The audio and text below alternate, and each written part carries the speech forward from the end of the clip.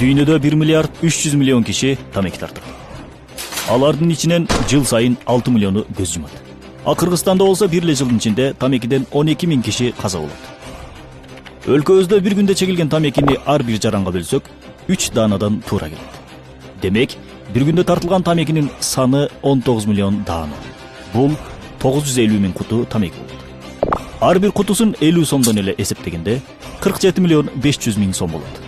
Демек, бир күндө 47 миллион 500 миң сомду жөн эле өрттөп жиберебиз. Бул 47 миллион 500 миң сомго эмне кылсак болот? Заманбап бүткүл шарттары бар эң мыкты футбол аянтчасы 4 миллион 700 миң сомго курулат.